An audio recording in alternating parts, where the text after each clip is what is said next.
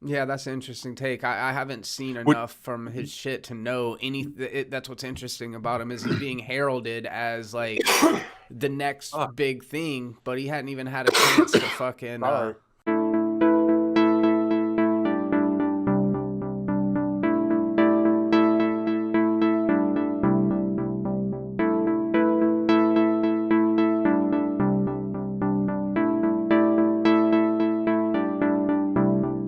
Welcome to People Are Terrible, you guys. Jeremy and Caleb here as always, and this episode is brought to you by the plague. That's right, me and Caleb are dying with the plague.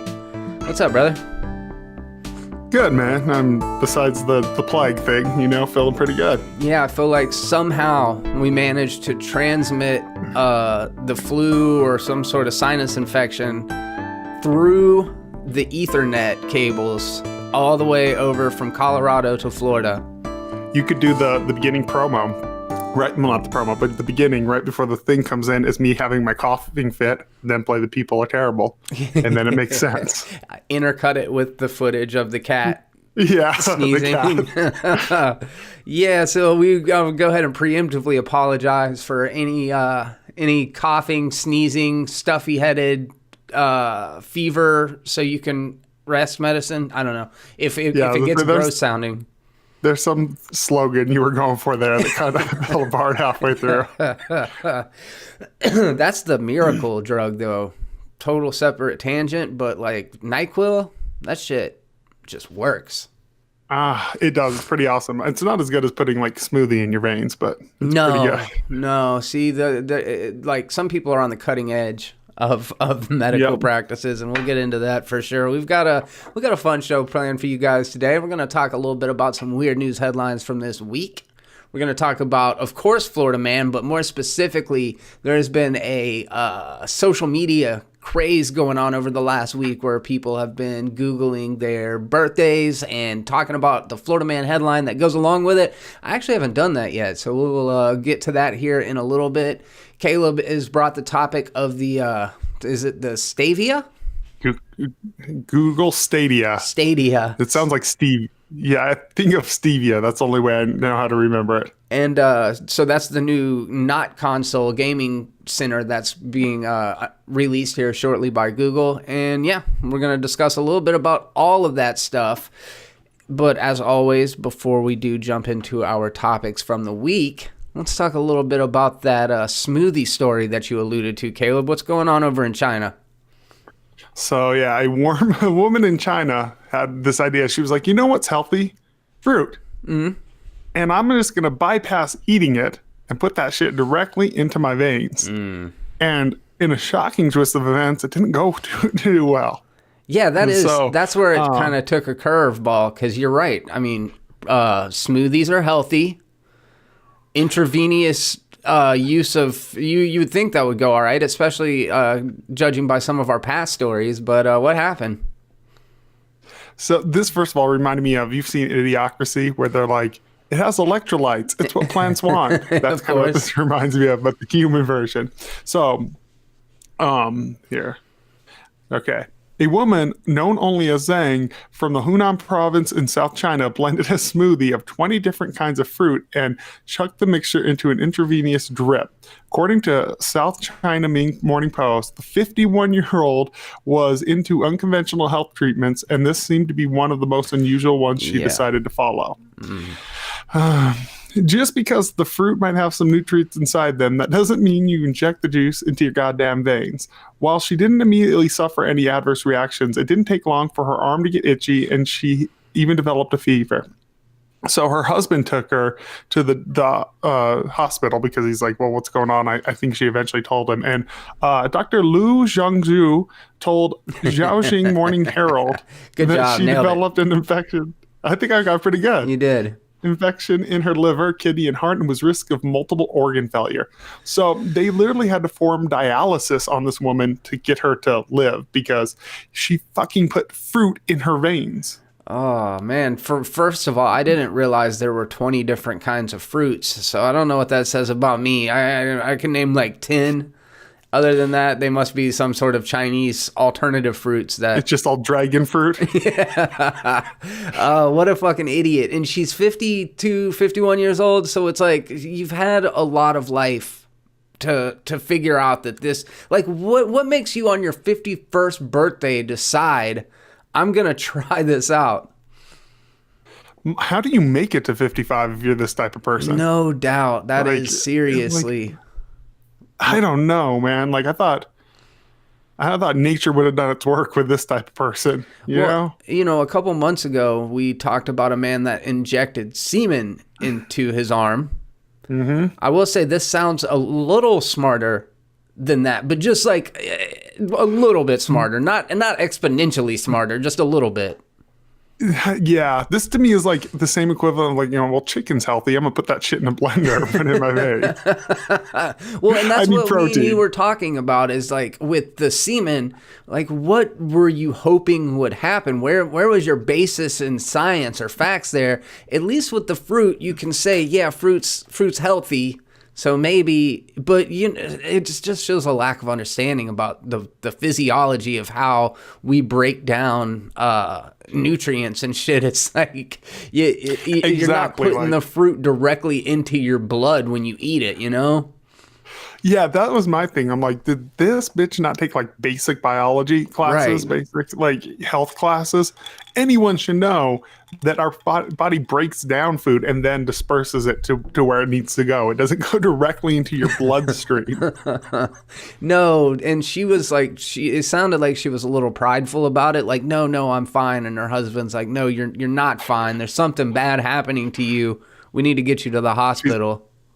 She's like, I'll show you. It's gonna be good. You know, yeah, what a stupid thing to do. Obviously, the takeaway here is you can't shoot anything into your arm because whether it's semen or whether it's fruit, the outcome seems to pretty much be the same. You start to get like an abscess in your arm, run a fever, get fucking super sick, and they have to detoxify your body essentially.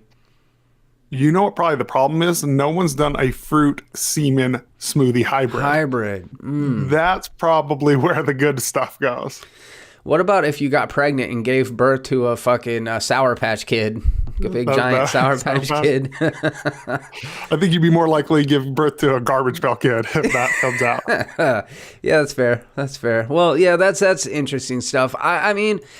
So we know injecting fruits and vegetables probably not the best way to get your daily servings, but other than just regular consuming and injecting, I would like you guys to let us know in the comment section how you could possibly get your daily servings of fruits and vegetables.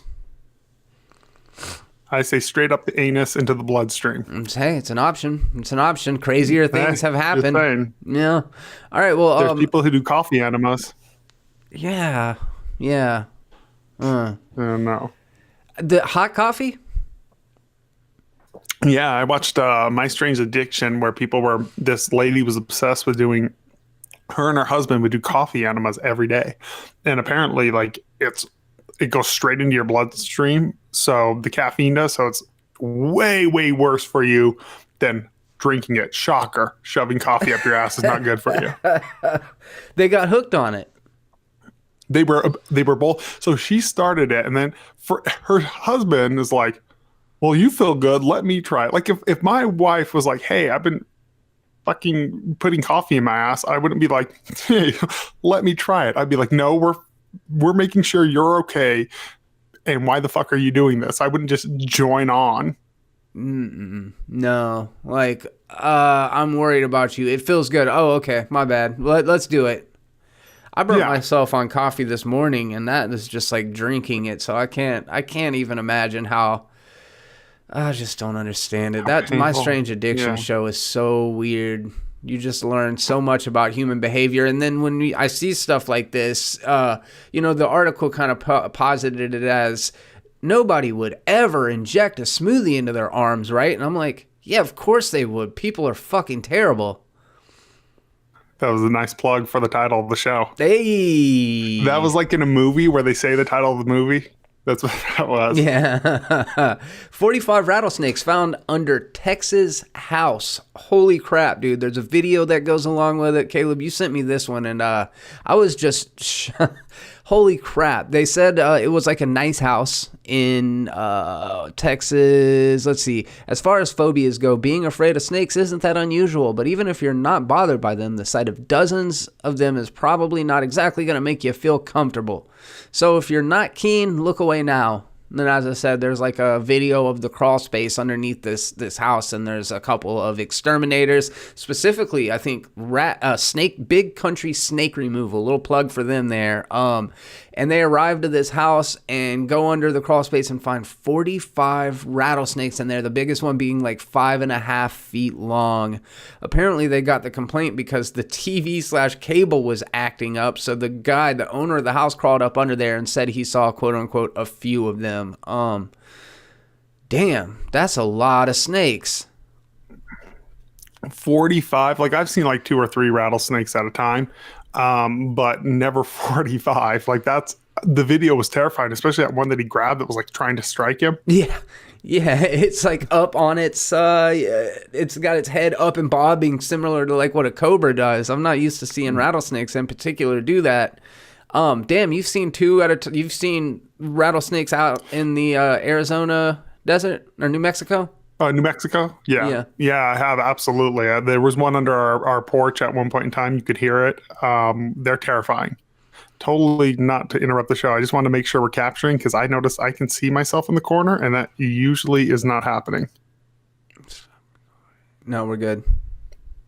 Okay, cool. Yeah, good looking out for sure. I should have checked that shit before we jumped in, but it looks like we're recording, so we're good. Did you get farther into the article where they talk about the super snakes being a problem? Further than the headline? Are you fucking kidding me? You're like, yeah, I didn't investigate. I did. That super snake is nowhere near as fucking scary as a coven of rattlesnakes. It's a mix between a Burmese python and an Indian python, so it's probably a big ass snake, but not an aggressive snake. It was like 5.5 feet long was the biggest one they removed. Yeah, man, this thing is it's intense. I used to go to this place called Opp, Alabama. It's I don't know, a couple hours from here, maybe an hour and a half drive from here, not far. And I don't know why we did it like recreationally, but I went more than once to what's called the Opp Rattlesnake Rodeo. And you go there and people are eating rattlesnake. There's like tons and tons of rattlesnakes being like, I guess, corralled, like moved around, agitated, basically. So it's a festival of agitating and eating rattlesnakes, and it goes on every year. Did you ever eat the rattlesnake? Oh, fuck yeah. How is it? I've never had it. In my mind, and it's been a while, in my mind, rattlesnake, alligator, and frog all taste pretty similar. And it's kind of like chicken. Okay. I've never had snake, but I've had like gator and frog and chicken, and they are all kind of in this weird, like some are saltier than others. I think that's the best way to describe it. But there's a place over here that does rattlesnake, and I really want to try it. Actually, I had a rattlesnake hot dog, now I think about it. Really? It tasted like a hot dog. There's this beef jerky place in where were we at? Somewhere also in Alabama, maybe Gulf Shores or something like that. No, it's like on a touristy boardwalk, and we went in and tried tons of different jerky, from like elk to python to just all sorts of different animals. And the python was strange in that it was like, it almost tasted candy coated. It was so freaking sweet, and that was definitely a surprise to me. I'm telling you, we're coming down there, and then we're road tripping just to get weird jerky. Yeah, man. Yeah, absolutely. So do you remember back in the day, and I probably have perpetuated this myth. In fact, I think I've told people about the rattlesnakes at the bottom of the ball pit that killed the infant or the toddler or some shit.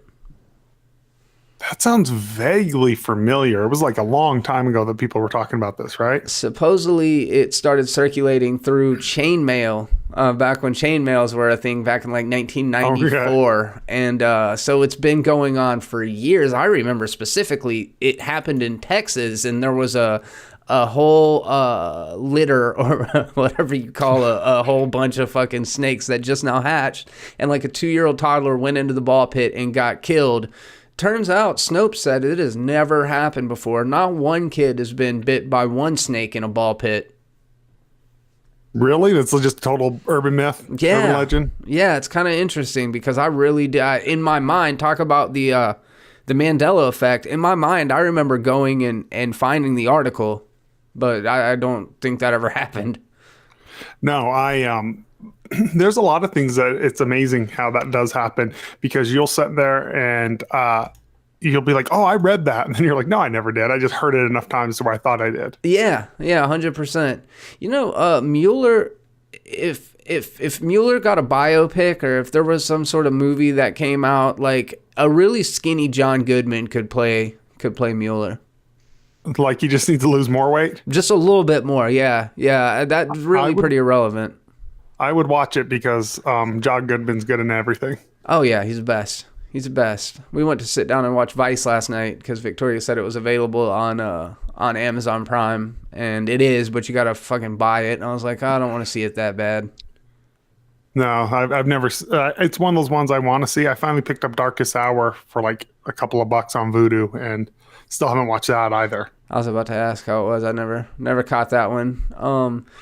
Cool headline coming up. Fucking chickens over in France. Chickens gang up to kill intruder fox on French farm. Chickens in a school farm in northwestern France are believed to have grouped up and killed a juvenile fox. The fox ended up sliding up into the chicken coop. There were approximately 6,000 free-range chickens. There were 3,000 hens in this little coop that he entered, or he or she entered, and when he got inside the coop, the door closed and latched behind him immediately, and these chickens turned on him. Man, it kind of reminds me of our topic from last week. Yeah, I know. Like, who would win? Apparently a bunch of midgets. That's who wins. A bunch of dwarves. Yeah, granted, there's a huge difference between 10 and 3,000. Yeah, I know. But dude, people like think of chickens as these cute little things. They're violent little fuckers. Man, whoever thinks of a chicken as cute, I have questions about their taste and cuteness.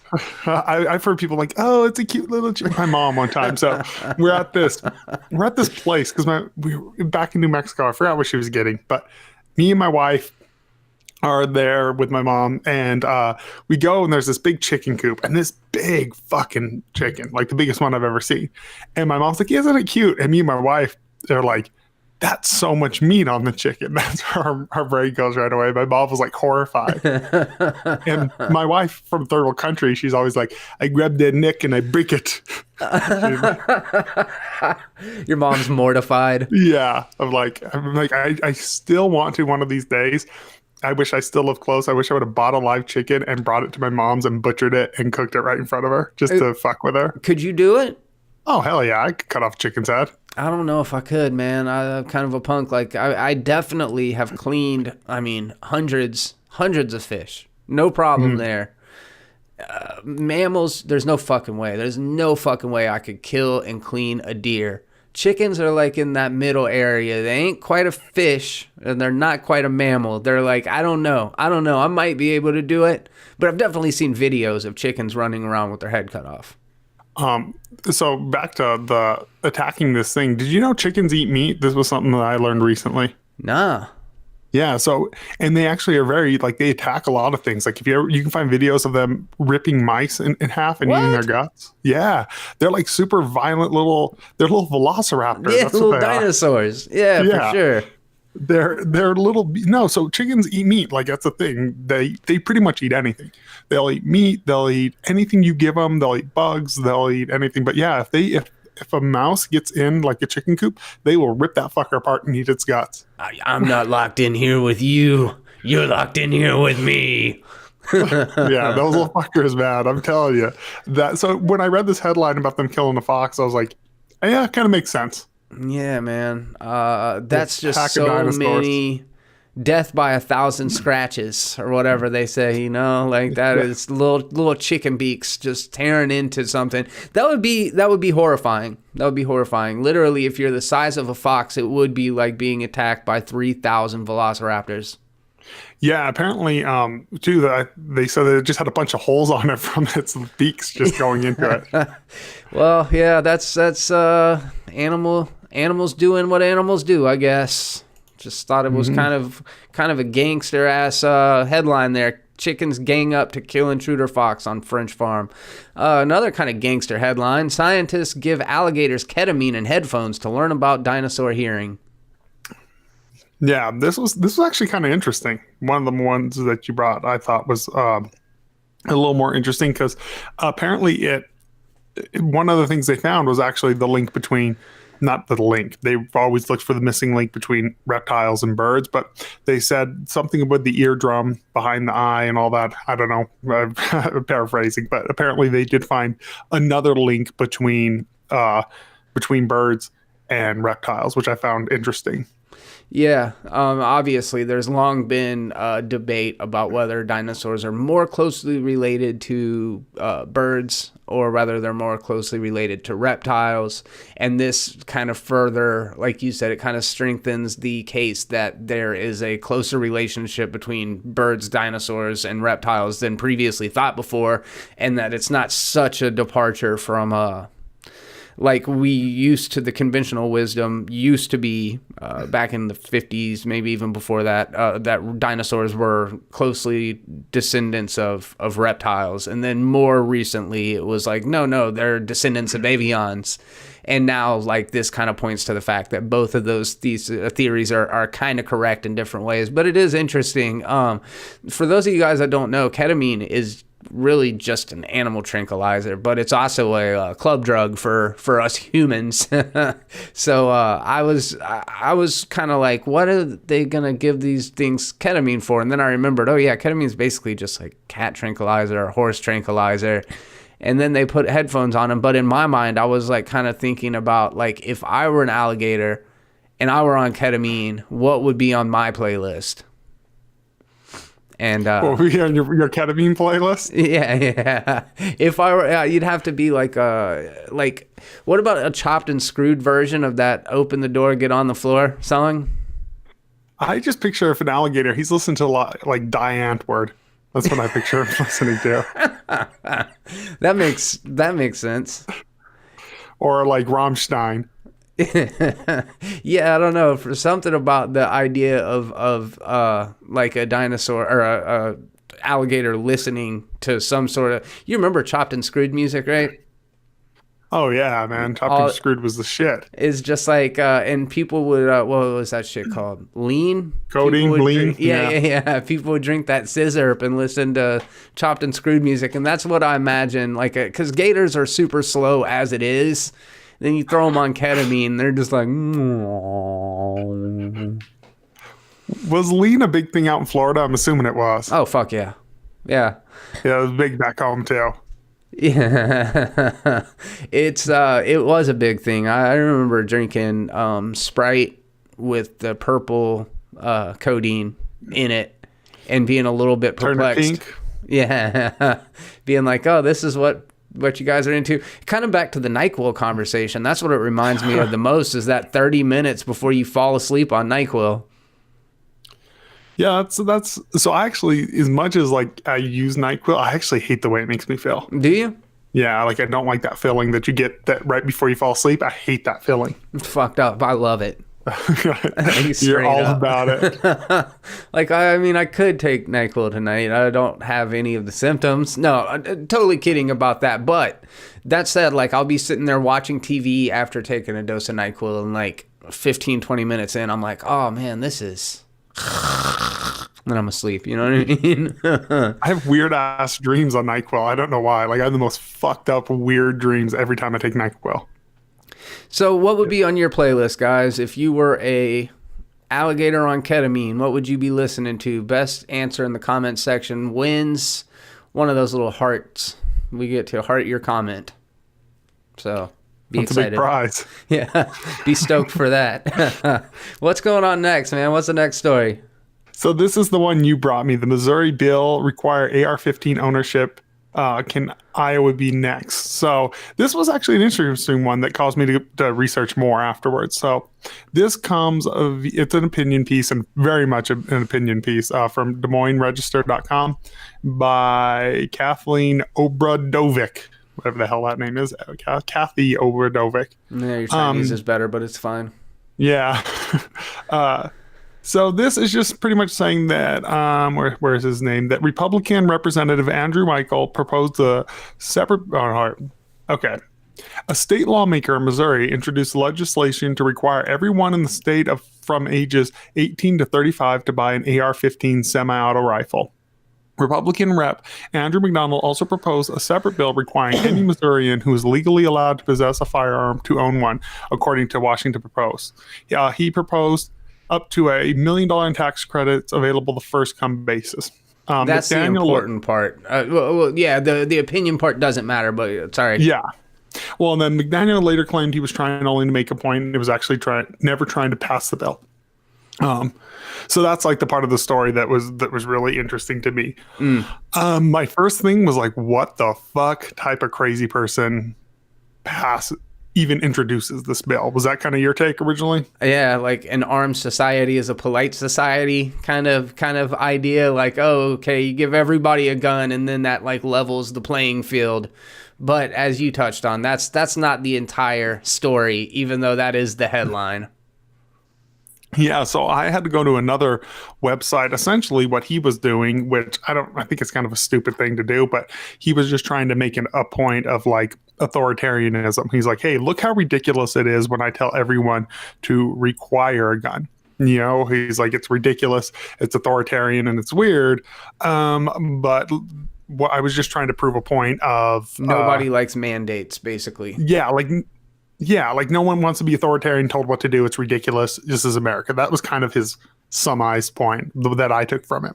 Yeah, I agree. I do think that without context, it does seem crazy. That you could require that somebody carries the 15th model of an assault rifle. It's like, what? Are you kidding me? This is crazy. And then the $1 million tax break for it. That it should raise the red flags that like, wait a second. This is kind of being spoken about in hyperbole. There's no way that any of this could happen.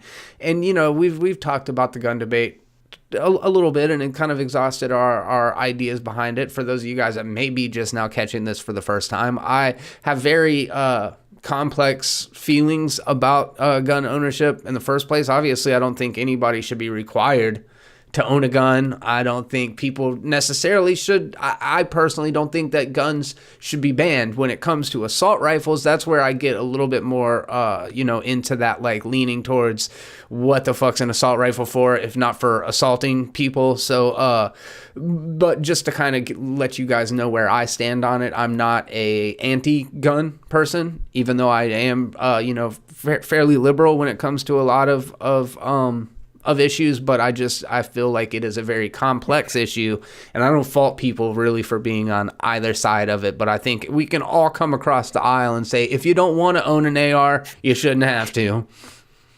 Could you imagine if this really was a law that got passed, though? Like, imagine this is like a federal law. That would be absolutely insane. Yeah, like, would you brandish it? Oh, yeah, I just walk around carrying this motherfucker on my back like Rambo. Yeah, like we're in some fucking post-apocalyptic wasteland. Yeah, that sounds... Okay, maybe I'm getting a little more on board with this. I mean, it's a horrible idea. It's like even back in the West, they would, and this isn't something that even happens now, but they make you like check your guns at the door, like leave them with the people up front. And now there would be that, at least that one guy that's like, you're infringing on my constitutional rights. I should be able to bring this gun inside the bar if I want to. No. So do you guys have open carry laws, and like you're allowed to just open carry in Florida? Yes. Okay, we are too. Out here. Well, actually, I'm in Colorado. But go ahead. Sorry. No, say that's one thing that, because that's later the article's like, oh, there might allow people to open carry. I'm like, that's pretty common. I know when I was running a jewelry store, our policy was like, if someone comes with a gun, ask them to leave, you know? Yeah. the only people who ever came in with a gun were the ones, some guy with it on his hip, you know, and a cowboy hat. And I'm like, this motherfucker ain't gonna rob shit. It's the guy who you don't see the gun is the one you got to worry about in the jewelry store, you know? For sure. I'm like the guy, and I used to allow people in because a lot of them would spend really good money, like these ranchers and stuff. I used to always let people in my store with guns. I'd be like, yeah, you're fine. I never worried about them. I worried about the guy with a gun. Now, with an assault rifle, I don't know how I'd feel. That's a little bit more. Well, yeah, you like Colorado would be a good example of a state, or like Montana or Oklahoma or Texas, where you would see ranchers having guns for all sorts of reasons that are justifiable. Florida, there's a bit of agriculture. We've got cattle farms and stuff like that, but not near to the level of a Colorado. I did look it up, and it says Florida is not a traditional open carry state. Open carry is lawful while engaged in or going directly to and from lawful target shooting, hunting, fishing, and camping expeditions. So no, we're not an open carry, but we do have the stand your ground law, which is yikes. I don't fucking know. I mean, that basically means you can shoot anybody dead as long as you have an excuse for it. You know what I mean? It's one of those things that's like hard because there's the adverse of that where like I've seen other cases where someone's in your house robbing you and you shoot them and you go to jail. You know, and I'm like, well, that's not right either. No. Because apparently we've lost all nuance and ability to do anything in the center anymore. Yeah, I agree with you on that. And I don't know if it happens in Florida. You know, the biggest national showcase of this was the Trayvon Martin shooting with George Zimmerman a couple years back, and just like how he wasn't on his property. He was just walking through the fucking neighborhood. Yep. But the stand your ground law, and I don't have it open in front of me, but it's basically like if you feel like your life is being threatened, you can shoot the person dead. But if the person's dead, their side of the story will never be heard. So, again, I don't think you can just go shoot down any white person. But like if they're a minority, you can perceive them as a threat and then shoot them dead and for some reason not suffer any repercussions for it. Yeah, I do think that's an issue that we've talked about race numerous times. There is an issue with our society, specifically with young black men being seen as violent and aggressors, which is fucking horrible. Yeah, back to the carrying AR-15s. I mean, you would obviously everybody would have to take some sort of training courses, but like if we did live in a state where everybody had an assault rifle, just in your estimation, would crime go up or down? I think it would say relatively the same. I don't think it would go up or down. So we live in a weird experiment. So overall gun violence is pretty high in the U.S. When you take out suicides, it actually drops considerable because they always throw that into the equation. That's like 60% of gun violence is suicides. So you can almost overcut that number in half. And then the vast majority of gun violence is pistols. So more people die from pistols than any other thing by a large margin. The biggest shooting on American soil, I think, was the MIT shooting, which was pistols.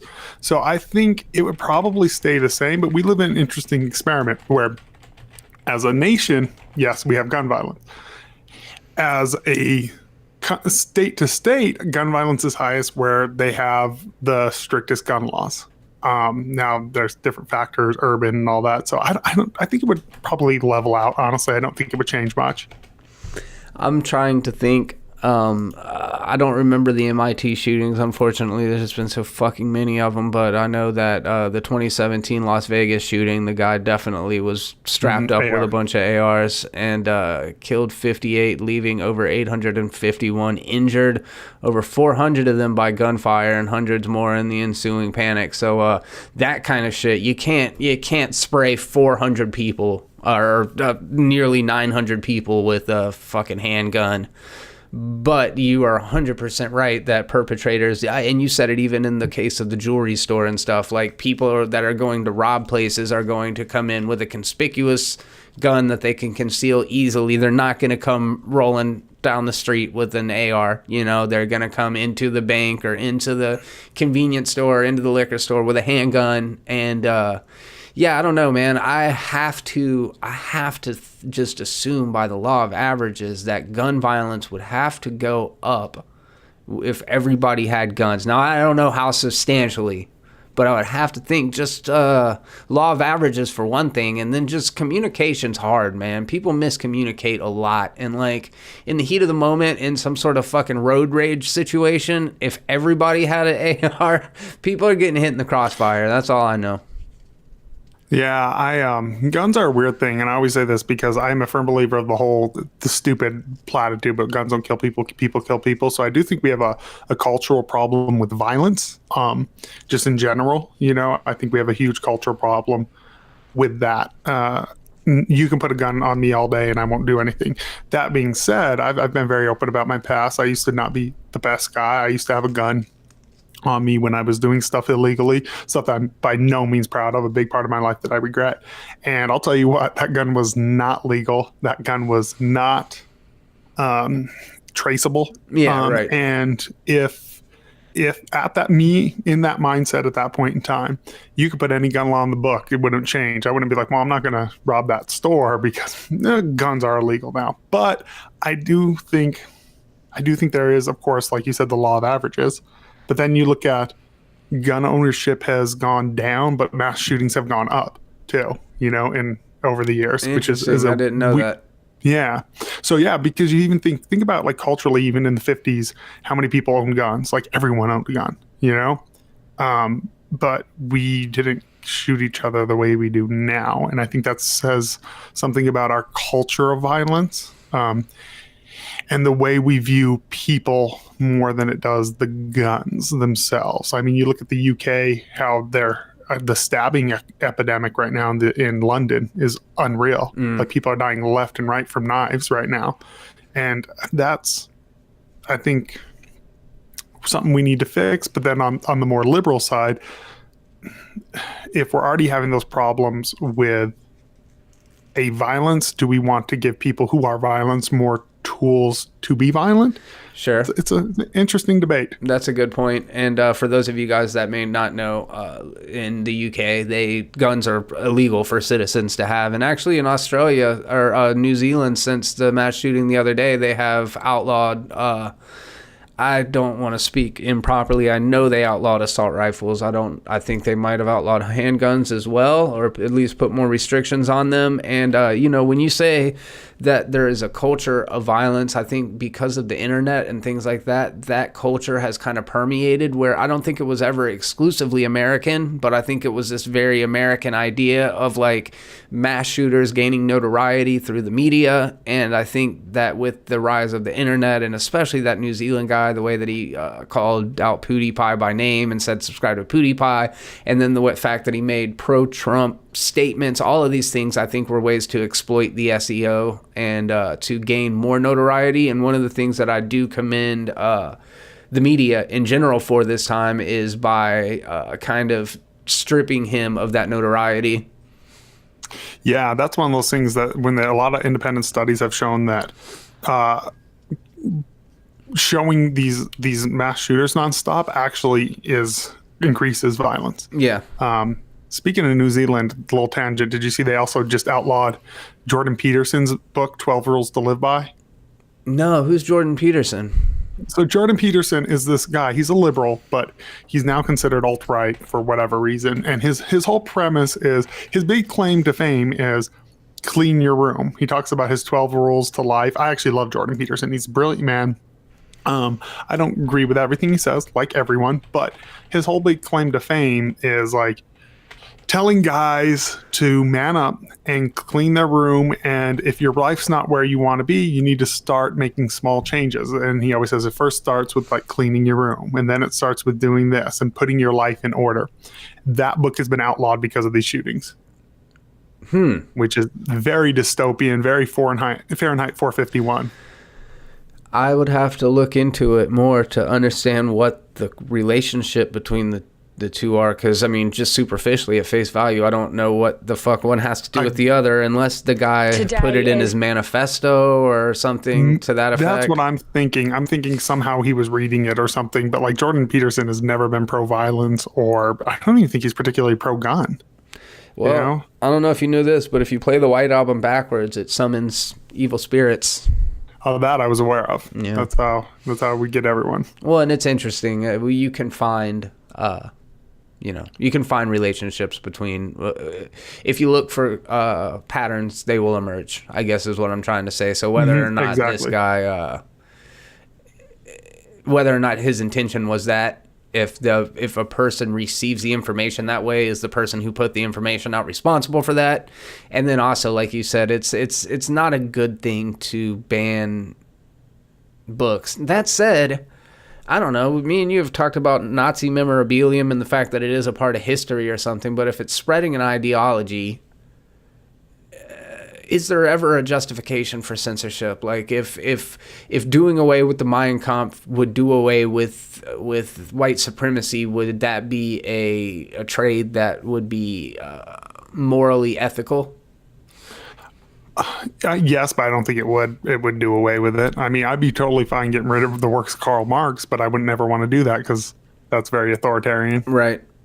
Yeah. You know? Yeah, I kind of agree with you. And that, I guess, obviously it wouldn't get rid of it, but I guess if it would, that would be a different kind of question of ethics. I don't know. I always have these kind of moral quandaries, like, what is the greater good? Who gets to decide what the greater good is? And when Captain America says we don't trade in human lives on the Marvel movies, like, that's a nice sentiment, but like if killing one person will save 100 people, is that for the greater good? And then does it become where it's still wrong? You know what I'm saying? Like, yeah, and you know my stance on the greater good. I always say anyone who touts greater good, run. I think history has shown that.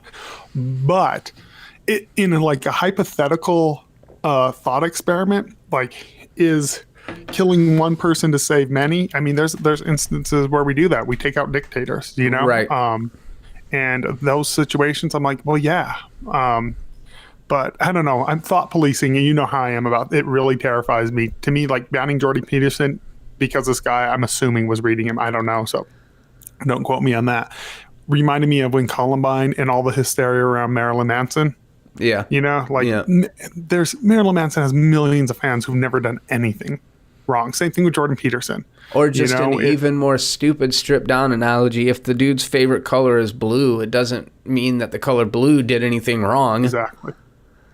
That's a perfect example. That was a very bare bones, perfect logical explanation. Yeah, I agree with you there. It's crazy, the things that are going on in the world right now. It is very much a tragedy, but we're gonna steer away from that and back into some dumb stuff, because that's where I thrive. Real heavy. Also, too, again, you know, just to reiterate, we said on the last podcast, but our hearts go out to everyone involved in that massacre. That is absolutely horrifying, and that guy is a piece of shit. Yeah, 100%.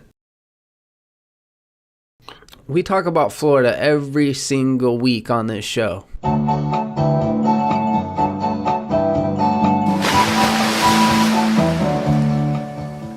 We're not the only ones. Florida Man is a popular Reddit thread that came onto the scene years ago, and it is just an unending wealth of just hilarious, bizarre headlines. We've talked about where they come from. Is there more in Florida? Do these weird news stories exist all over the place? And through our research, we found you can usually find a pretty weird story out of every state, but there does seem to be quite a bit in Florida. There really does seem to be more than average in Florida. It's crazy. And recently people have kind of caught on, because there is a Florida Man craze that's taken over the internet. New York Post wrote an article on the 22nd, just a couple days ago, from Orlando, Florida. A new challenge making waves on social media pokes fun at Florida's reputation for producing strange news stories involving guns, drugs, booze, and reptiles, or some combination of the four. The challenge invites participants to run their birthday and Florida man through a search engine to find out which headline pops up. Then they must post the result on social media. So this is the thing that everybody's been doing. They will Google their birthday and Florida man and see what story comes up. And I've got a whole bunch of kind of funny ones picked out from another article. But Caleb, did you do it? So I did it before it was even called a Florida Man Challenge. I put it on our Twitter because I would love to take credit for it, but I saw a Florida Man official account or whatever tweet something out, and I was like, oh, that's funny. I'm going to put it out. But this was like 4 days ago before like it really blew up. Apparently I should have hashtagged it Florida Man Challenge, but mine was Florida man dressed as Flintstone pulled over for speeding. That's pretty good. It's a pretty good one. So let me pull mine up. I like that one real quick. Do you have the article in front of you? Yeah, absolutely. So let me get it pulled up real quick. Are we pulling up the celebrity ones or just the normal article? Just the normal article. Okay. So let me see. Oh, yeah, I meant for your Fred Flintstone story. Huh? For your Fred Flintstone story, do you have the details of that? I don't have it. I just screenshotted it a couple of days ago. I'm sure I can find it pretty quickly. Did you pull yours up yet? I'm looking at it right now, and it doesn't seem... Florida man 71 accused of repeatedly exposing himself. Here we go. That's a good one. All I've got's the headline. Oh, okay. So apparently there's like a website that just takes you to the headline itself. Because I don't have the story details there either. Just a headline. Oh yeah. Now because of Florida Man, you can't even Google it anymore. Like just broke the Google search. Yeah. Sometimes you will probably pull up a horrible headline. Like sometimes when we're trying to find Florida man stories, it's like, oof, that's just horrible. That's not funny at all. But at the same time, you can kind of weed through the horrible ones and still find some pretty good ones. Let's see. Yeah, there's some stories that I know I've looked at where I'm like, that is interesting to talk about, but I'm like, I feel bad like talking about it because our show's kind of goofy and dumb. And, yeah. I'm like, and that's actually a seriously horrible thing that happened to someone.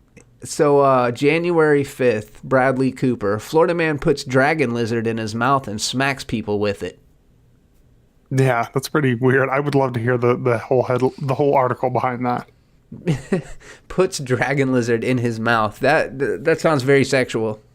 Yeah, it very much does. I think of those. Have you seen those dragon dildos or whatever? No, they've got scales. They're apparently dragon penises or something, but they're the most terrifying alien, rip you apart looking thing I've ever seen.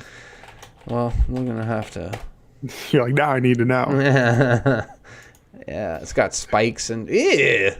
Isn't it terrifying? Yeah, it is. It is terrifying. Oh my God! And I am not coming up short on people using this thing either. Jesus Christ! I've never actually seen anyone use it. Now I'm got to Google this. I want to see something on it. Oh yeah, dude. Okay. Go ahead and scroll about three rows down, 2 rows down on mine for a guy in rainbow socks. Ew. Images. Did you type in dragon dildo? Yeah. Oh my God. Oh yeah, no. Oh my God, no, that one's a little much. The woman underneath it too is pretty terrifying. That thing is it's huge. Oh my God, yeah, dude. No, it's like a fucking what is this? Like a lava lamp. It's like a fucking lava lamp in there. No, this girl's like prolapsing on it. I got a video. It's pretty terrifying. Oh my goodness. February 20th, Rihanna, Florida man fights coyote off with coffee cup. Quote, I smashed him. See, that's just classic. That could happen in Colorado, though. That's very similar to the cougar conversation. Yeah, there's a lot of stuff where I'm like, yeah, that's not that crazy. I mean, it's crazy, but it's every state crazy. So, coyote versus cougar. I mean, obviously the size is going to matter here, but if you put a coyote against a cougar, who wins that fight? Cougar. Cougar hands down? I don't know, man. I have no experience with coyotes. Like, literally never seen one before. They look like little miniature they're all wolves. over the Southwest, little bastards. What is their average size? Oh, they're tiny. They're like a mid-sized dog. They're not very big. Yeah, a cougar's gonna fuck it up. A cougar is gonna tear that thing up. The big adult coyotes are 45 pounds, and that little adolescent cougar was 35 pounds. So these things are getting crushed. Yeah, they're not. I think I could take a coyote. Like, it'd fuck me up, but I could take it. They say that they're like gross little critters, and some of the pictures of them, they look real bad.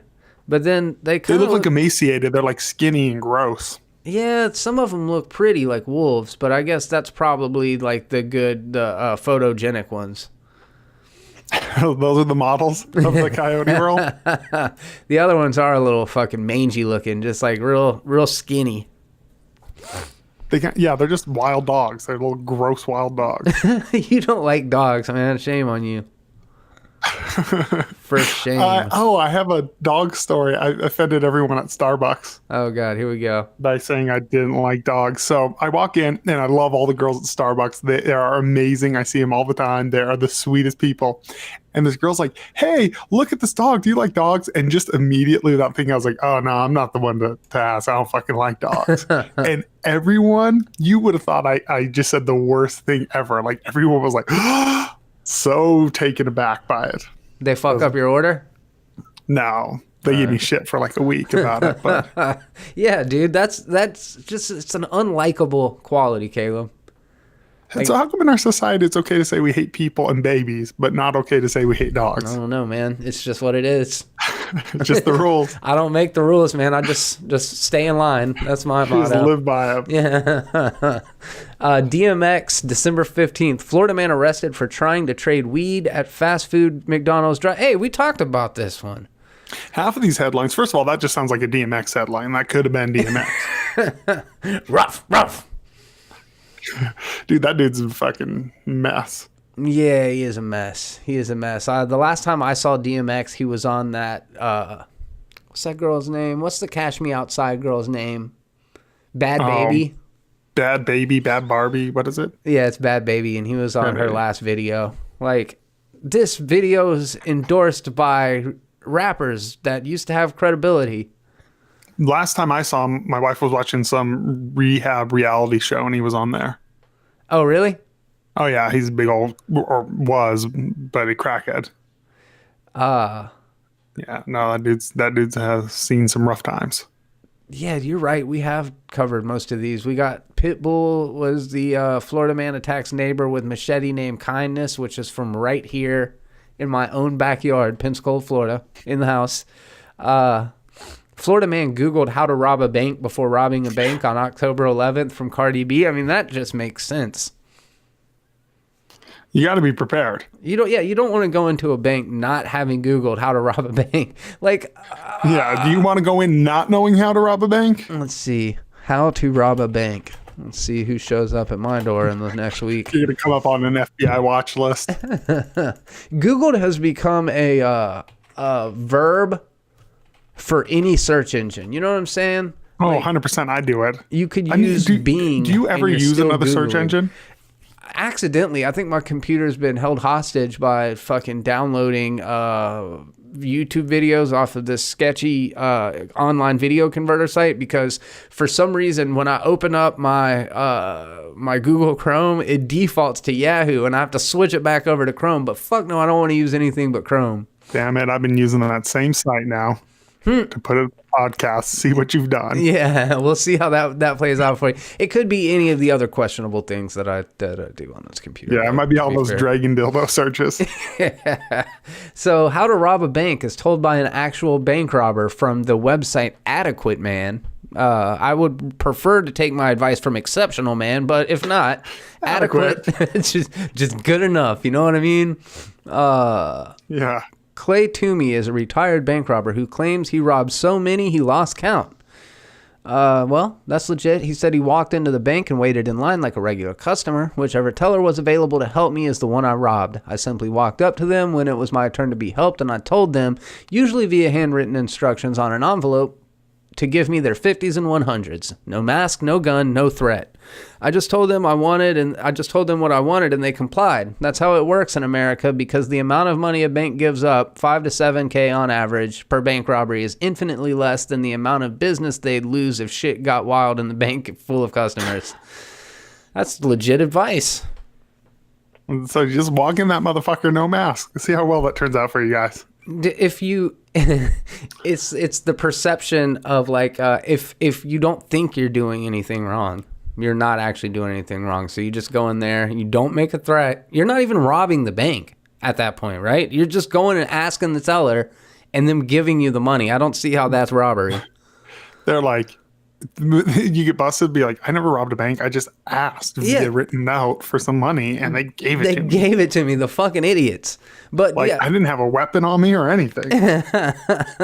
Yeah, if I went to McDonald's and I asked them to make me a Big Mac and they did it and gave it to me, is that robbing a McDonald's? Didn't fucking think so. Yeah, if I give them a handwritten note that says Big Mac now, and they just gave it to me to make me pay. Damn, that's funny, dude. Like, at least you can't get in trouble for armed robbery. And I'm sure every single training class... Listen to me telling people how to rob banks. Guys, just forget about the last 10 minutes of this conversation. We're going to get a headline. Florida man listens to Florida Man podcast. People are terrible. Learns how to rob That would banks. actually be the greatest promo for us ever. Florida man flashes buttocks at IHOP after impersonating a police officer to get free food. Again, it's normal Florida shit, yeah. And let's see. Florida man thought he'd do donuts on the airport runway. Police were not amused. I think that was here too. South Florida man arrested for allegedly sniffing feet at University Library. What? Quentin Tarantino was... I didn't know he lived here. He was at the library. Dude, did you see the trailer for Once Upon a Time in Hollywood? I was trying to avoid it, and I saw it during the opening credits to Us, which I was happy seeing it for the first time on the big screen. It looks cool, right? Oh, yeah. I'm already sold. I kind of just want to avoid everything from it.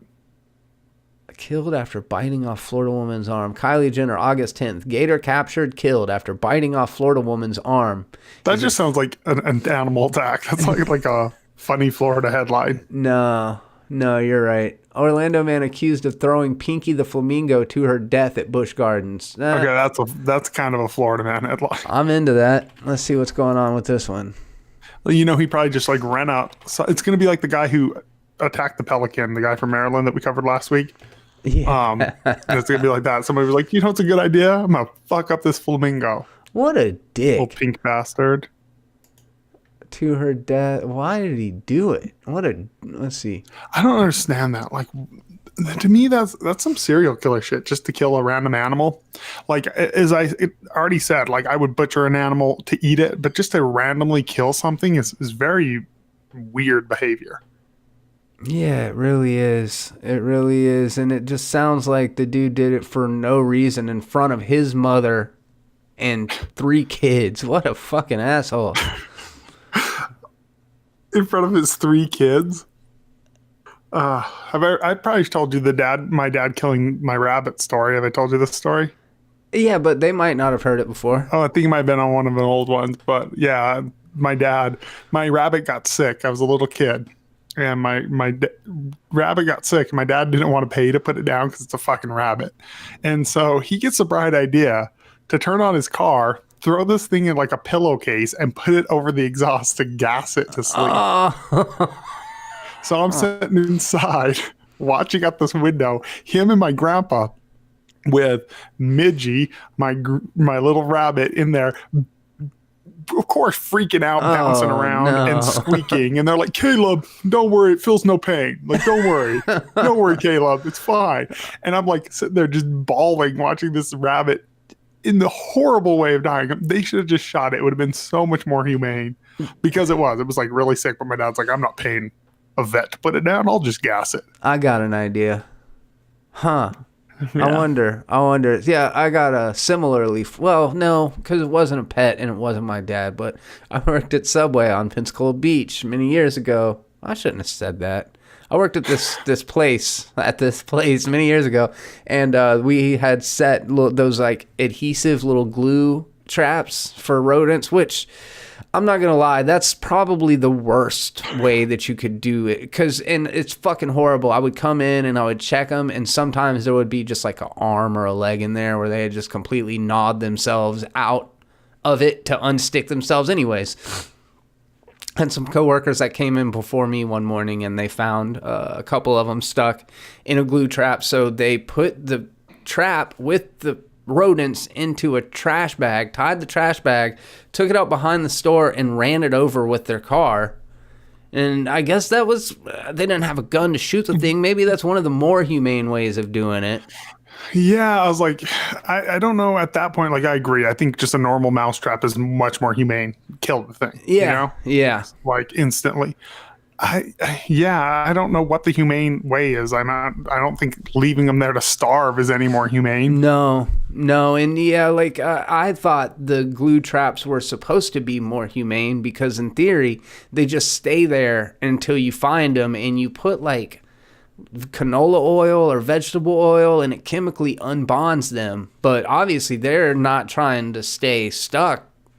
Oh, so are the glue traps supposed to like your catch and release? That's what they're supposed to be. Yeah. Yeah. Oh, I literally, I've never used them, but I always assumed it was like super inhumane where it's like, let's just stick these fuckers to the floor and let them starve to death.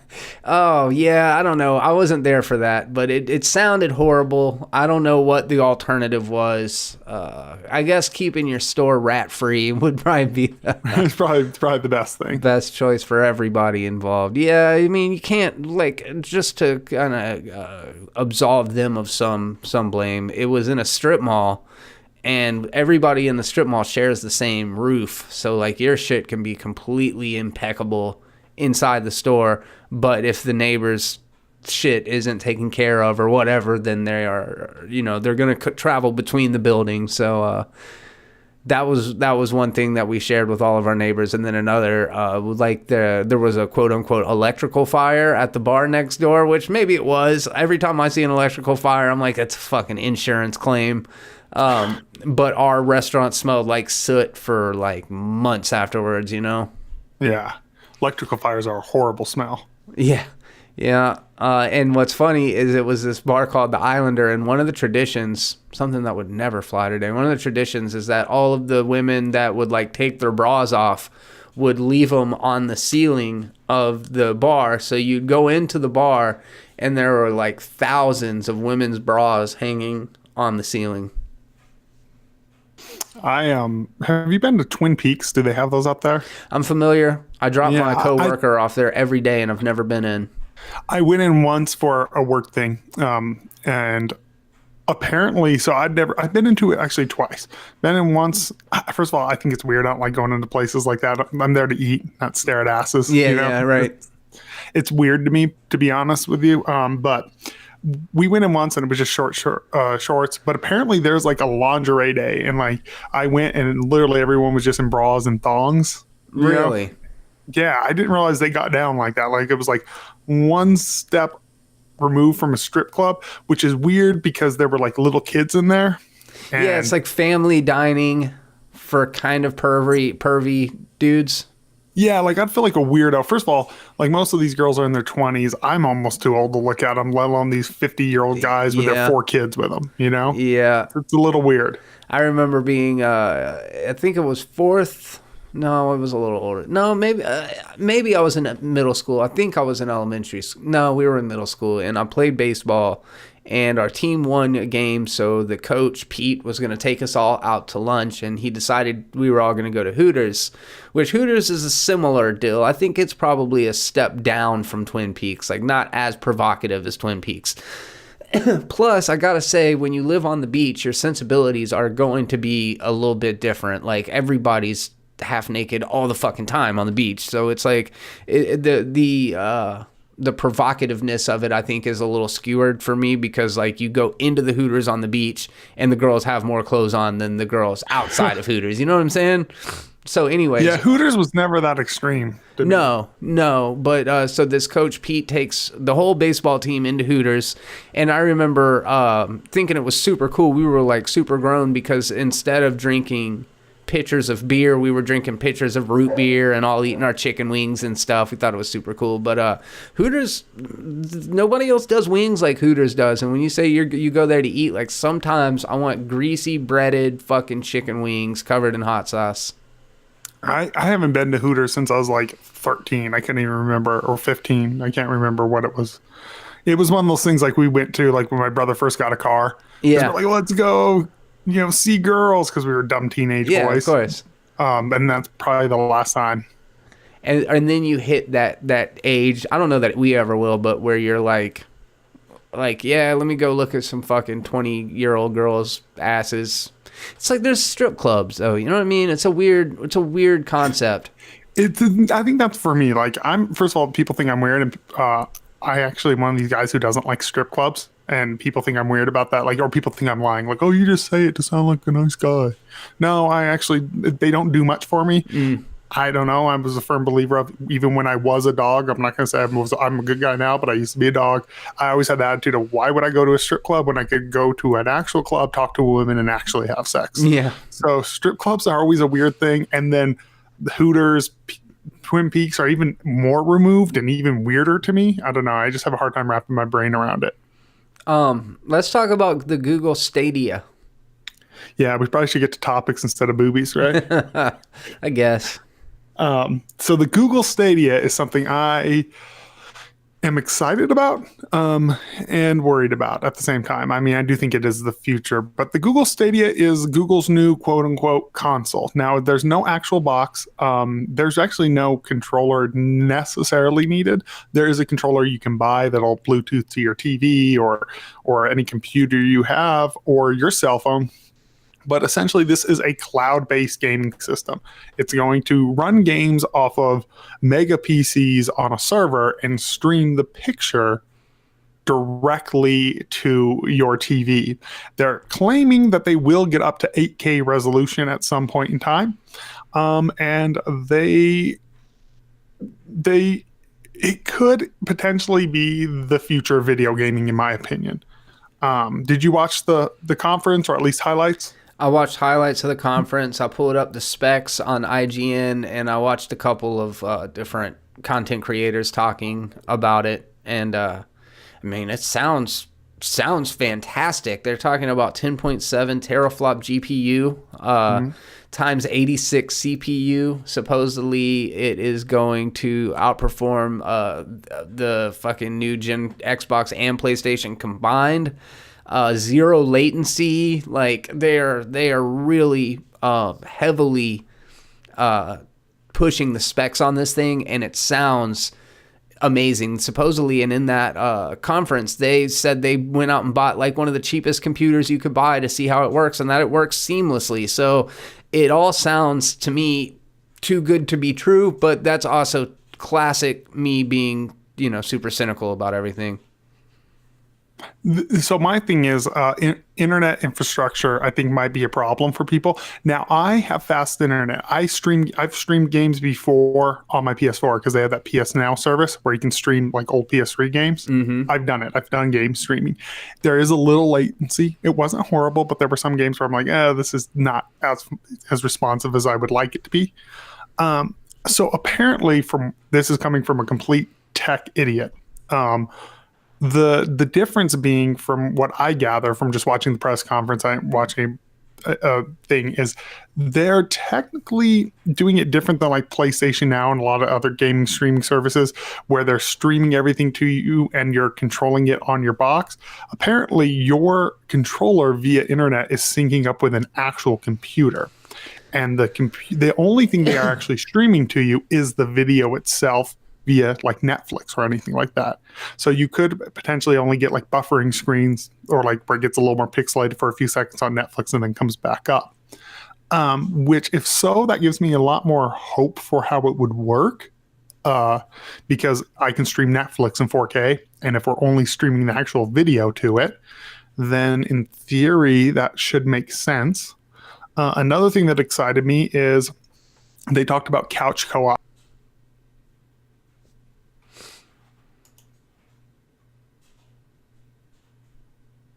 games. A lot of times is you have to downplay the quality of the game in order to put two images on the screen at once. It requires more processing power. With this, you're both running your own game, essentially playing together online and broadcasting both pictures to your TV.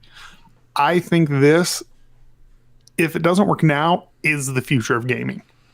Yeah, I can definitely see that. You know, every once in a while somebody gets super ambitious, whether it was the Oculus Rift, now with this Google Stadia. They're different experiences. Fundamentally, VR is still something that is it's being tweaked. It's getting better and better all the time. But this really does seem like a way to bridge the gap between PC Master Race people and then the people who live and die by consoles. I don't have a console.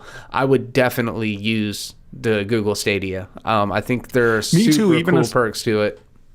Go ahead. Even as someone who has a PS4 and a Switch, I still, honestly, that was one of the things I'm like, please give me a Stadia app on my Switch. That's the thing I want more than anything. Oh, yeah.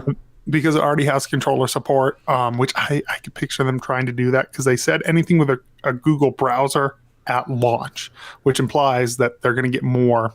They want to be on everything. Do you think it'll be subscription-based, or you think you'll have to pay for games? I would not be surprised if both. Okay. I don't know. That's a good question. They would have to charge you for titles, especially like if it's going to be AAA titles and stuff like that, where like PlayStation Network is free, but Xbox Live costs money, or is it the other way around? So now both of them are what's it called on this generation. PlayStation Plus is you charge for it too.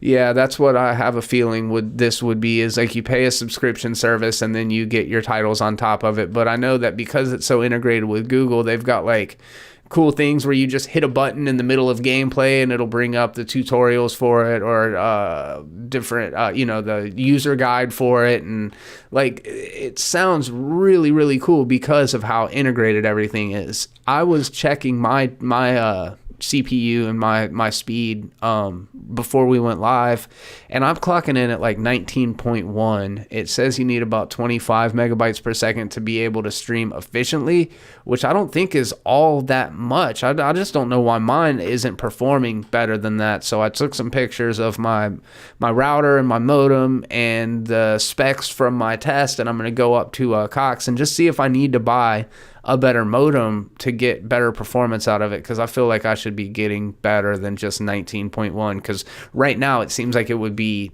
a problem for me to be able to use this console or this gaming system. Yeah, it sounds like it would be real difficult at that, but I think you should be getting better than that, just from, I mean, you're not getting too fast of speeds. Yeah, I don't get it. I don't understand why it's like that. I do just probably have the cheapest wireless router that you could get, but I'm plugged directly into the modem, so I don't know. We'll figure it out. But yeah, I don't know, man. I didn't look in to see who's going to be developing games for it. Is it going to be like your regular publishers? It seems like they got a lot of publishers. They already showed Doom on it. That's the Doom one Eternal I saw, or whatever. And they showed side by side. It does look better on Stadia than it does any console, because they have more processing power. Ubisoft is definitely on board because of Assassin's Creed, which I don't know if you remember. They did the Assassin's Creed streaming test months ago on Google Chrome browsers, and all the reviews I heard from it were like people going like, it runs amazing. Like, yeah, it buffers the screen a little bit every once in a while, but like it actually works. And as someone with an Android TV that has Google Chrome on it, the idea of just hooking up that controller to my TV and I have a full console is pretty exciting. Yeah, that's badass.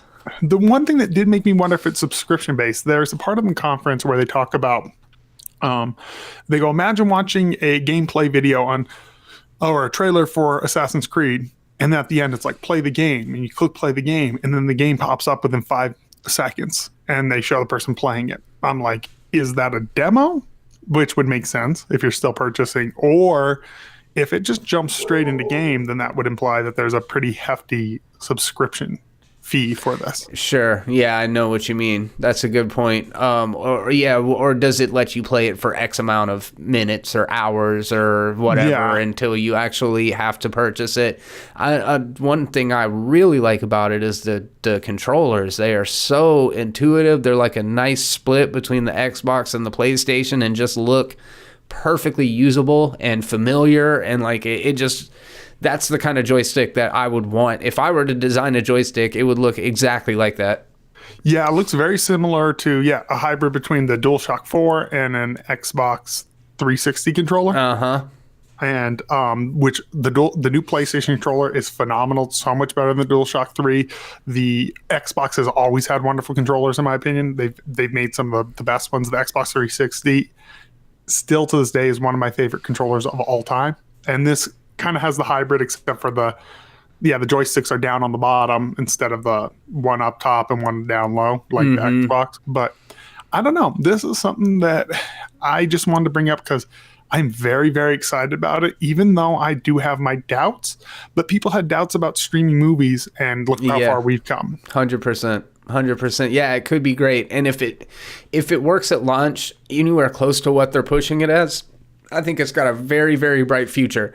If it underperforms right at launch, that could spell trouble for being able to, like, first impressions really do matter. And I think people are so scrutinizing it so much ahead of launch that it's either going to, like, something that I kind of relate it to would be like No Man's Sky, right? Like No Man's Sky was this game that was supposed to change gaming. It was supposed to be this like really immersive experience where you never went to the same place twice, and just like they hyped it up that it was going to be something really, really special. And then when it was released, it was still I think a decent game, but it fell so short of what people expected it to that it really tarnished the reputation. Even though they do continue to add patches to it and upgrade it and make it more like this experience they promised in the beginning, I think it tarnished the brand or tarnished the name in the first place. And I could see 100%. That happening. As someone who loves No Man's Sky, I think it's a good comparison. I actually love No Man's Sky now. I think it's a great game. I was the biggest No Man's Sky hater ever, and the only thing that got me back into it was I already had it digitally bought, and they did this free update. And had it launched in this state, it would have been a success. It's still somewhat successful. So if Google launches in a more complete state, like you said, just runs as planned, I think it'll be a hit, depending on the pricing. If it is subscription based, and it could be $20 a month plus the cost of games, which is a hard sell. That's what I was going to ask. What would you be willing to pay for it? I think if it's you pay for the games, I'd willing to pay like $10 a month plus cost of games. Like, that's fine with me. But even that's a hard sell because I'm still buying the games, you know? Yeah. But $10 a month, I kind of get it. Anything over that's going to be a hard sell. Now, if it's all included, that's a hard sell too, because I'd say $30 a month, but I'm like, if I'm only playing one game every 3 months because I don't have time, it's not really that good of a deal. Yeah, that's tough. I would, like, in my mind, I'm thinking between 10 and 20 plus the cost. Yeah, plus the cost of games. It would have to be 10 plus the cost of games. Yeah, I think you can't go over, if you're doing 10. If you're doing cost of games, I don't think you can go over 10. I really don't. And then if everything is included, I could see the value being up to $30, but it would be hard as a consumer to spend $30 a month on it. Yeah, that's a big, like, that's why I pay for my half of the internet, because we share internet with our neighbors, and like that's literally what I pay for half of my internet. It's hard to do that for one service. Huh? Yeah, I guess the price point really does matter, and we'll find out soon. I mean, this is supposed to be going down this year, right? Yeah, I think it's gonna. I mean, they haven't set a date, but I'm assuming end of the year, the holiday season is where I'm assuming they'll push it out. You guys let us know any insight that you may have into this console, as well as what your thoughts are on it. Is this something that you're excited about, something that you'll potentially use, or are you just going to stick with what you know and has worked for you for years? Either way, we'd love to hear what you think about it down below. And we're going to go ahead and move into this week's major, most important topic of all, I think. Did Shane Dawson fuck that cat? Caleb, are you a Shane Dawson fan? I've heard of him, but I've never seen. The only thing I've officially seen from Shane Dawson now is the audio clip of him talking about his cat. So Shane Dawson is one of the biggest content creators on the internet. He is a YouTube star. He got his start on YouTube and was one of the first people to independently be extremely successful. His old stuff, like everybody's old stuff, was a lot more edgelord, a lot more just kind of saying provocative stuff for the sake of getting attention. Not dissimilar to what we do over here. No, I don't think we'll ever change our brand to where that matters. Like, I don't think we'll ever have to worry about it later on down the road. But since Shane started off doing stuff that is very clearly controversial by today's standards, it was a different landscape and a different time back then. In fact, if you want to, you can pull up pictures of Shane Dawson in blackface as a woman, and pull up a video of Shane Dawson talking about a sexy 6-year-old Instagram girl, and a lot of the stuff that he said does kind of remind me of the James Gunn thing. But all that said, he's become really respected in the space over the past couple years, and did like the TanaCon documentary. He did a documentary on Casey Neistat, and he's kind of grown into almost like a journalist, a documentarian. And recently, I think like last week, somebody revealed a audio clip from his Shane and Friends podcast from, I think, 2015, where he's talking about not having sex with his cat. I'll play the audio clip here. The things I've done to my poor animals, they will never love me. I've done terrible things. I used to... Oh, no. I don't know if you want to go there, Shane. What'd you do? One time, I laid my cat down on her back. Are you going to get arrested for this? I don't know. No. Think about it. I don't think so. Okay, go ahead. I didn't penetrate. I laid the cat down on her back, and then I moved her little chicken legs, like, spread open or whatever. And I was like, if I just like hump, but like on her tummy, like that's not weird, like whatever. And then I humped it, and it kept going. And I came all over the cat. No, you did not. It was like my first sexual experience. No I was also way. like 19, so it's like, Wait a minute. Wait a second. Did you just say you came on a cat? Guys, I think you have to put money in the meter. Yeah, right? But who likes cats? I never did anything like that. Well, I never did anything crazy like that. Maybe that's why you don't like pussy anymore. No, the Hey-oh! What do you think about that? Is it a joke or is it a confession? I think I would assume it's a joke. While listening to the audio clip, it does sound like he's being serious, but I do believe his defense of like, it was an idea I had for a sketch that thank God, never went through. So I told it as a real story, because, and here's the only reason why I think it's fake as shit. I've had cats. You have a cat. You really think a cat would let you spread its legs and dry hump the shit out of it? Your dick would be fucked up. That's the only, dude.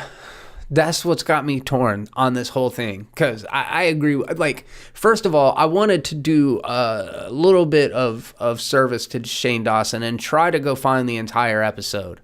I could not do it. I could not find the entire episode. I could be missing context. I could be missing the setup. I might be missing the punchline that was later on. But jokes typically have a relatively loose structure that they have to follow, where you set it up and then you pay it off. This was not a fucking joke. If it was him lying to be an edgelord, okay, fine, fair enough. I'm not saying that it did or didn't happen. I'm just saying that's not how jokes work. That's just a weird. It was real uncomfortable to listen to, and to me it sounded like, like American Pie. Like, people have awkward first-time sexual experience. People experiment in ways that are awkward and uncomfortable, and it's part of growing up. That said, it usually happens before you're 19 years old, in my experience anyways. That's a fucking late bloomer right there, to have your first sexual experience at 19 with a cat. But you're right, dude. Cats, typically, it doesn't seem like would let something like that go down. I've got a pretty docile cat, though. I think my cat would let me spread its little chicken legs open and dry hump it till I came on it. I don't first of all, here's the reason why. My cat was awesome. He was super docile, and you could fuck with that cat. You could pick him up, you could hang him upside down. He pretty much just chill. Even that, though, if I was spreading his legs and you have to get some momentum going to come. Yeah, that's pretty violent thing on it. Do you think they'd wrap around that thing and you'd be fucked up? Yeah, it seems like it would almost be easier to pick the cat up and to manipulate it as opposed to the other way. That being said, I don't think it's a funny story. I don't think I get that's what he probably was going for, is just shock jock. Yeah. But I don't particularly think it was very funny. It was weird. That's my thing is, it's weird. So he came out on Twitter, and this is the only reason I even know about it, is this tweet. I didn't fuck my cat. I didn't come on my cat. I didn't put my dick anywhere near my cat. I've never done anything weird with my cats. I promised myself I wasn't going to make apology videos after last year's thing, so I'm just trying to be as short and honest with this as possible. That is a tweet I hope I never have to make. That's a weird thing to have to specify. But what's funny is right after that audio clip, he says, I never did anything with my dog. I never did anything crazy like that with my dog. And it's like, well, what did you do with your dog? He's I didn't do anything that crazy. Yeah. The little peanut butter, but. Yeah. I didn't actually get off that time. So right after that initial tweet, he said, that story was fake and based on a dumb, awful sketch. This is what you said. A dumb, awful sketch idea I had years ago that I never made. Thank God. And when the opportunity came up for a funny moment on the podcast, I told it as if it was a real story, which was disgusting and very, very dumb. This isn't the first time that he's done controversial shit. He was criticized for using racial slurs and painting his face black and using the N-word pejoratively, and criticized in 2018 about uttering about pedophilia with Instagram girls. So yeah, I don't think you don't take a person and take everything they say at face value. I think it's obvious he had a pattern of doing things that were shocking and doing things that were intentionally provocateur, just kind of like the James Gunn joking about pedophilia thing. And granted, what James Gunn said in those tweets, not a joke. It might not have been true, but it wasn't a fucking joke. Jokes have a structure, and if you say, I like to diddle little boys, that is not a joke. That's just saying something shocking, you know? Yeah, I feel like that's the thing is, first of all, with someone like YouTube personalities and podcasters, we're not comedians, we might fucking make a dumb joke, or make something in it, but we don't understand, to your point, the setup and the structure of a joke. And we've all known, at least I have, the weird Shane Dawson guys who just say weird shit, and you're like, yeah, you're full of shit. You're just trying to be funny. Yeah. And to me, I could be wrong. I think that's what I really do believe his defense here. Mainly, like I said, the reason why is I just can't picture this going down and a cat just chilling like that, even a docile cat, It's funny. That's the main defense.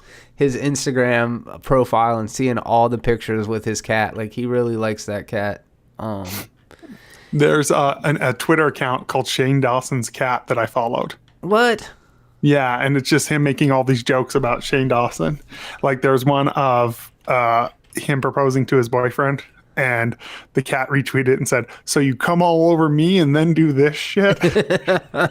Oh, that's the rest of the story. And who cares, really, at this point? It's inconsequential. But I think in order to change the narrative of this media maelstrom, he decided to get engaged to his fiancée, like 2 days Oh, do you afterwards. think that's why I did it?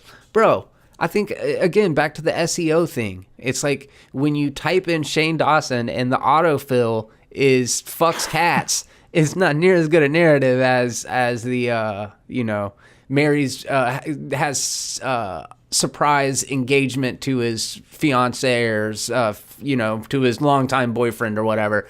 So, yeah, very much in my mind, it was a strategic move to change the narrative around what's going on with Shane Dawson right now. But it has not stuck because the internet loves cats. Yeah, internet's cat territory. Like, you can't mess with that stuff. You remember you've been watching Sex, Love, and Robots or Love, Death, and Robots? Yes, I am obsessed. That second episode where it's the robots in the future talking about humanity and how we basically created the internet to share cat shit. Yeah, that's pretty much true.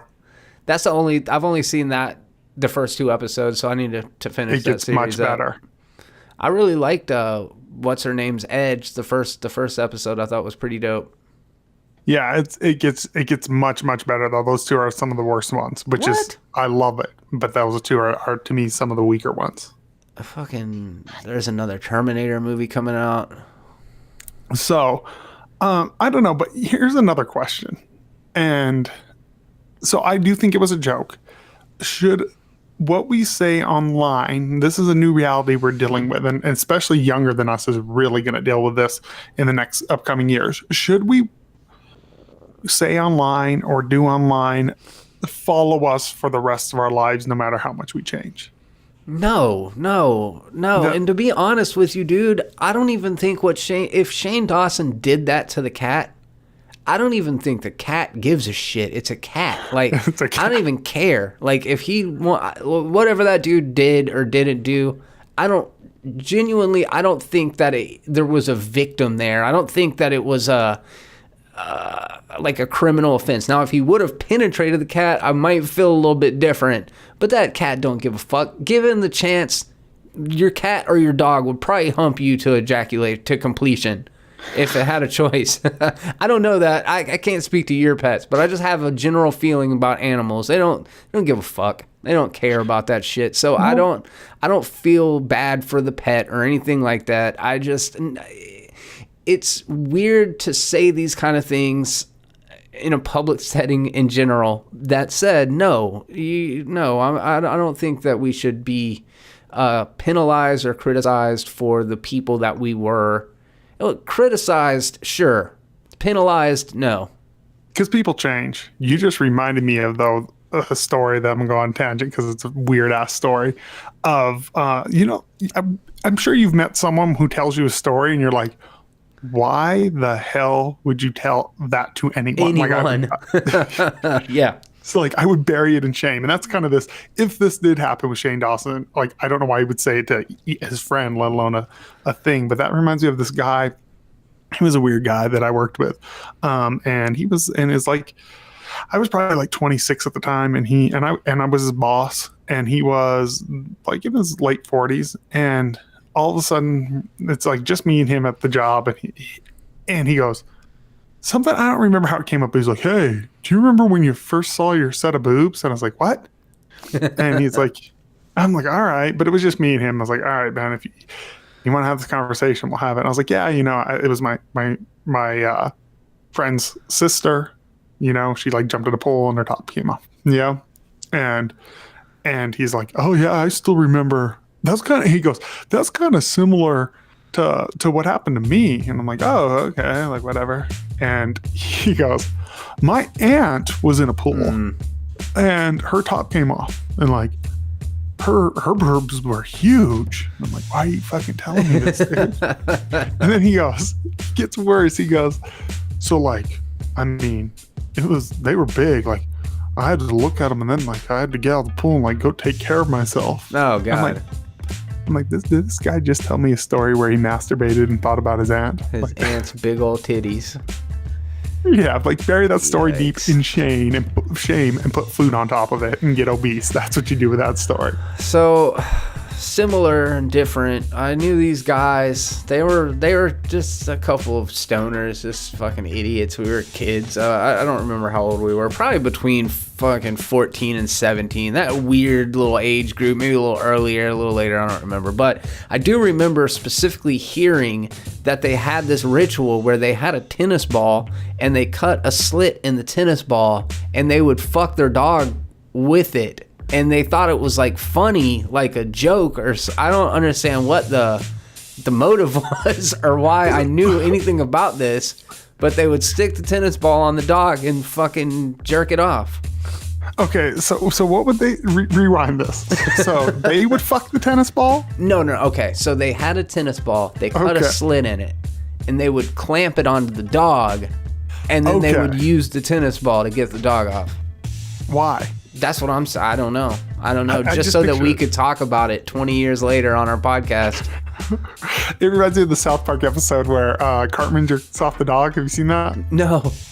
Red Rocket. Jerking off the dog. So people were fucking weird, dude. There's no denying it. And whatever. Now after hearing those two stories, maybe Shane Dawson did fuck his cat. I don't know. Yeah, dude. People inject smoothies into their arms. People are fucked up. You know what's funny is I don't know why. Now after you've said all that, I'm like, we've covered so much weird shit on here. I don't know why I had any hesitation. He fucked his cat. And on that note, we're going to go ahead and wrap up today's show. Thank you guys so much for stopping by to check this out. The conversation doesn't have to end here. What do you think? What's the weirdest thing you've ever done to a pet? Leave that down in the comment section and just expect that it will come back to haunt you. We will probably talk about it on next week's show if it's a funny story. We're not above it. Yeah, we'll use your pain for our 4 views. Absolutely. And anything else before we go, Caleb? Don't fuck your pets. Don't fuck your pets. If there's one thing you can take away from this show, don't fuck your pets. And until next time, be terrible.